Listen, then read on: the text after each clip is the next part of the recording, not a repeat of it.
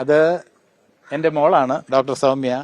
ഞാൻ തെരഞ്ഞെടുപ്പിൽ മത്സരിക്കുന്ന സമയത്ത് ഇവർക്കൊക്കെ യോജിപ്പില്ലായിരുന്നു. രമയ്ക്കും സൗമ്യയ്ക്കും രമ്യയ്ക്കും ഒന്നും വലിയ യോജിപ്പില്ലായിരുന്നു. ഇവരുടെ എതിർപ്പിനെ മറികടന്നാണ് ഞാൻ തെരഞ്ഞെടുപ്പിൽ മത്സരിച്ചത്.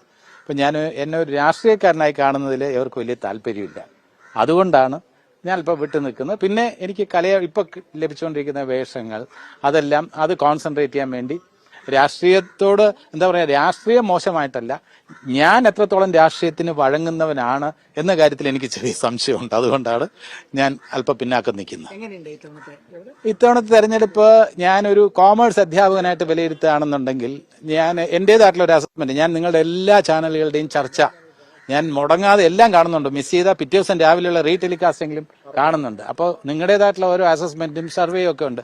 എന്റേതായിട്ടുള്ള ഒരു കാൽക്കുലേഷൻ ഞാൻ പറയാണ്. അതായത് ഇവിടെ അധികാരത്തിൽ വരാൻ വേണ്ടി രണ്ട് മുന്നണികൾ, ശക്തി തെളിയിക്കാൻ വേണ്ടി ഒരു മുന്നണി. ഇതാണ് എൻ്റെ കാഴ്ചപ്പാട്. അത് ചിലപ്പോൾ ശക്തി തെളിയിക്കാൻ വേണ്ടിയല്ല, അധികാരത്തിൽ വരാൻ വേണ്ടിയാണ് എന്ന് മൂന്നാമത്തെ മുന്നണിയും ചിലപ്പോൾ അവകാശപ്പെടുമായിരിക്കാം. പക്ഷെ ഞാൻ കാണുന്നത് മൂന്നാമത്തെ മുന്നണി എന്ന് പറയുന്നത് ശക്തി തെളിയിക്കാനുള്ള താല്പര്യം. ഇവിടെ വരുന്ന ഒരു പ്രശ്നമെന്ന് പറയുന്നത്, എ എന്ന മുന്നണി 40 വോട്ട് കിട്ടുന്നു എന്ന് വിചാരിക്കുക, ബിയും സിയും കൂടെ ചേർന്ന് 60, അതില് സിക്ക് കിട്ടുന്നത് 21 ആണെങ്കിൽ ബിക്ക് 39 ആവും. 39 1 40 20 60 കൂടുതൽ എക്ക് എതിരായിരിക്കും. പക്ഷേ ബിയും സിയും കൂടെ ചേരുമ്പോൾ 60 ആണ്. ഇൻഡിവിജ്വലായിട്ട് നിൽക്കുമ്പോൾ 39 ആവുന്നുള്ളൂ. അപ്പൊ എ ജയിക്കും. അപ്പൊ മൂന്നാമത് ആയി വരുന്ന സ്ഥാനാർത്ഥിയുടെ വോട്ടാണ് ഇവിടെ വിജയെ തീരുമാനിക്കുന്നത് എന്ന ഒരു റീഡിങ്ങിലാണ് ഞാനുള്ളത്. എന്റെ നിഗമനം എങ്ങനെ വരുന്നുള്ള മെയ് 4-ാം തീയതി നമുക്ക് നോക്കാം. പറഞ്ഞു മനസ്സിലായില്ലേ? അതായത് ഈ രണ്ടാമത്തെ സ്ഥാനാർത്ഥി എന്ന് പറയുന്ന ആള് ചിലപ്പോ അയാള് ഈ 40-ന് മുകളിൽ കിട്ടിയാൽ മാത്രമേ ബിക്ക് ജയിക്കാൻ കഴിയൂ. അപ്പൊ തീരുമാനിക്കുന്നത് മൂന്നാമത്തെ സ്ഥാനാർത്ഥിയുടെ വോട്ടുകളാണ്. ഈ മൂന്നാമത്തെ സ്ഥാനാർത്ഥി എന്ന് പറയുമ്പോൾ ഏതെങ്കിലും ഒരു മുന്നണിയായിട്ടല്ല ഞാൻ കണക്കാക്കുന്നത്. പല സ്ഥലത്തും പലതരത്തിലുള്ള ത്രികോണ മത്സരമാണ്. മൂന്നാമത്തെ സ്ഥാനാർത്ഥിക്ക് വേണ്ടി കൊടുക്കുന്ന വോട്ട്, അത് ജയിക്കില്ല എന്നറിഞ്ഞിട്ടും കൊടുക്കുന്ന വോട്ട്, അത് എയോ ബിയോ ബാധിക്കും എന്നാണ് എന്റെ ഒരു റീഡിംഗ്. അതുകൊണ്ട് എനിക്ക് പ്രഡിക്ഷൻ പറ്റുന്നില്ല.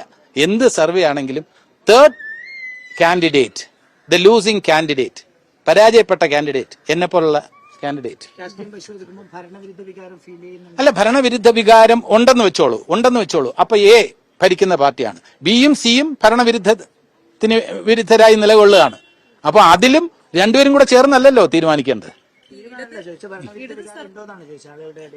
അല്ല, അത് നമ്മളിവിടെ രാഷ്ട്രീയം പറയാൻ പാടില്ല. അത് ഭരണവിരുദ്ധ വികാരം ഉണ്ടോ ഇല്ലേ എന്നുള്ളത് അത് ജനങ്ങളാണ് തീരുമാനിക്കേണ്ടത്. അപ്പോൾ സർക്കാരിന്റെ കഴിഞ്ഞ 10 വർഷത്തെ പ്രവർത്തനങ്ങൾ എങ്ങനെ വിലയിരുത്തും? അല്ല, വ്യക്തിപരമായി വിലയിരുത്തുമ്പോൾ അതിൽ നേട്ടങ്ങളുണ്ട്, ഒരുപാട് കോട്ടങ്ങളും ഉണ്ട്. അപ്പോൾ അതൊക്കെ തീർച്ചയായിട്ടും ഉണ്ട്, യാതൊരു സംശയമില്ല. രാഷ്ട്രീയ പ്രവർത്തനം അവസാനിപ്പിച്ചെങ്കിൽ പോലും കൃത്യമായ രാഷ്ട്രീയ ആഭിമുഖ്യമുള്ള ആളാണ് താങ്കൾ. അങ്ങനെ നോക്കുമ്പോൾ താങ്കൾക്ക് ഈ എന്തായിരിക്കണം ഫലം എന്നുള്ളത്? അല്ല, ഔട്ട്കം എന്ന് പറയുന്നത് ജനങ്ങളുടെ വികാരം എന്തെന്ന് ഏകദേശം എല്ലാവരുടെയും മനസ്സിലുണ്ട്. ജനങ്ങൾ എന്താണ് ആഗ്രഹിക്കുന്നത് എന്റെ മനസ്സിലും ജനങ്ങളുടെ മനസ്സിലുണ്ട്. അത് ഞാൻ പറയുന്നില്ലെങ്കിലും ആ ആഗ്രഹം വളരെ വ്യക്തമാണ്. പക്ഷെ ആ ആഗ്രഹം സാക്ഷാത്കരിക്കണമെങ്കിൽ ഞാൻ പറഞ്ഞ പോയിന്റിലേക്ക് എത്തണം. അതാണ് എന്റെ പോയിന്റ്.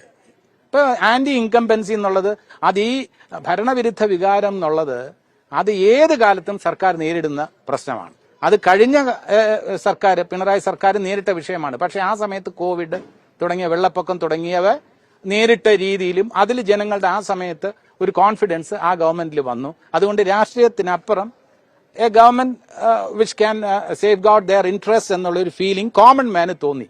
അതാണ് രണ്ടാമത് തുടർ ഭരണം കിട്ടിയത്. ഇപ്രാവശ്യം അങ്ങനെ മാനേജ് ചെയ്ത സിറ്റുവേഷൻസ് ഒന്നും അധികമില്ല. ഈ കഴിഞ്ഞ പിണറായി വിജയൻ ഏതെങ്കിലും ഒരു കലാമിറ്റിയോ അങ്ങനെ ഒന്നും നേരിടേണ്ടി വന്നിട്ടില്ല. പിന്നെ ബാക്കിയുള്ള കാര്യങ്ങൾ പല മേഖലയിലും ആൾക്കാർക്ക് എതിരഭിപ്രായമുണ്ട്.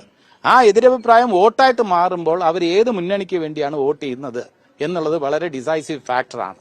അപ്പോൾ ശക്തി തെളിയിക്കാൻ വേണ്ടിയുള്ള വോട്ടെന്ന് പറയുന്നത് അത് യഥാർത്ഥ തീരുമാനത്തിൽ നിന്നും ചിലപ്പോൾ മാറിപ്പോയേക്കാം. അല്ല, വ്യക്തിപരമായ ആഗ്രഹം ഞാൻ പ്രകടിപ്പിക്കുന്നില്ല. കാരണം ഗണേഷ് കുമാറിനെതിരെ എന്നല്ല, മത്സരിക്കാൻ പാടില്ലായിരുന്നു എന്നൊരു അഭിപ്രായമുണ്ട്.